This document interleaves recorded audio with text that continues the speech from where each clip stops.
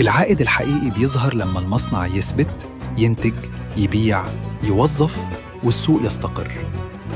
إحنا حالياً في النص، عدينا مرحلة الفوضى ودخلنا مرحلة البناء، بس لسه ما دخلناش مرحلة الجني الكامل. عشان الكلام ما يبقاش نظري، لازم نشوف أمثلة حقيقية على الأرض. في قطاعات فعلاً بدأت تتحرك، ويمكن المواطن مش حاسس بده بقوة دلوقتي، لكن التأثير بدأ يظهر خطوة خطوة. أول مثال، قطاع السيارات. بعد سنين من التوقف شبه الكامل، مصانع تجميع السيارات في مصر بدأت ترجع تشتغل تاني.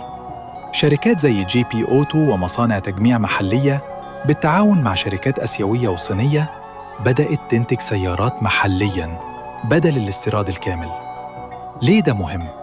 لأن السيارة المستوردة بالكامل بتتحاسب بالدولار من أولها لآخرها، إنما التجميع المحلي بيقلل فاتورة الاستيراد وبيستخدم عمالة مصرية، وبيخلي جزء كبير من التكلفة بالجنيه.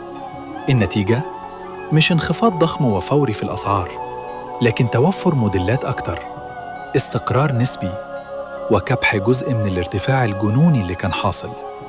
وده تأثيره بيبان على المدى المتوسط، مش بين يوم وليلة.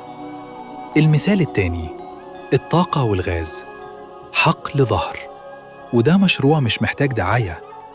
اكتشافه غير معادلة الطاقة في مصر، والأهم مش الاكتشاف بس، لكن استمرار التطوير وإعادة الحفر ورفع كفاءة الإنتاج.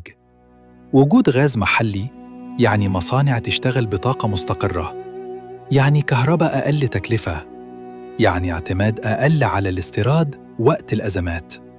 وده تأثيره مش مباشر على المواطن، لكن مباشر جداً على تكلفة أي منتج بيشتريه. المثال الثالث، الطاقة